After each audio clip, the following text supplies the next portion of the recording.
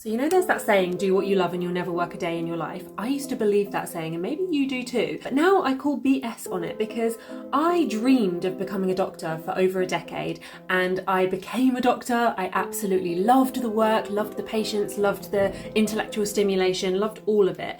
And guess what? I still got burnt out and I still spent many months feeling very unhappy and very anxious, having panic attacks about going to work. How is it possible to get burnt out when you're doing what you love? What I realised is that loving your job doesn't cancel out unsafe work conditions. It doesn't cancel out zero recovery time. It doesn't cancel out people pleasing. Because even if you absolutely love your job, you still need to set boundaries, to have guilt-free relaxation, to be able to switch off, have the right support at work and at home. Because otherwise, all that happens is your work becomes your life.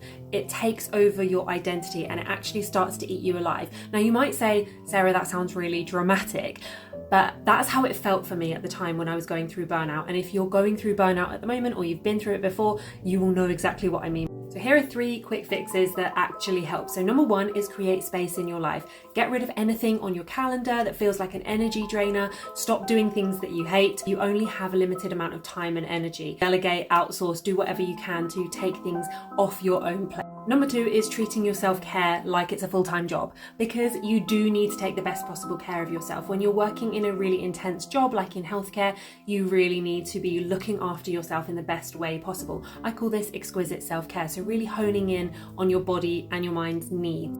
Number 3, working on your mindset, overcoming people pleasing and learning to set boundaries so that you're not always the person that's picking up the extra shift, working through your lunch break, finishing work late, taking on other people's work, and actually getting to a place where you do feel safe switching off from work so you're not constantly checking your work emails in the weekends or in the middle of the night. And a bonus tip is doing everything you can to have a life outside of work so that work doesn't become your whole identity. And if you're a healthcare professional who loves your work but hates the thought of it taking over your entire life, I've created a membership just for you called the Thriving Medics Club. It is exactly what I would have needed to get out of burnout when I was going through it as a newly qualified doctor. So inside you get access to a community of people. You can become part of a group chat of other healthcare professionals who just get it. You don't need to explain all the things about your work. We all understand what you're going through. We have monthly group coaching calls. There's a whole vault of trainings. You get access to a private pep talk podcast channel. There is so much good stuff inside the Thriving Medics Club just for like £3 a day.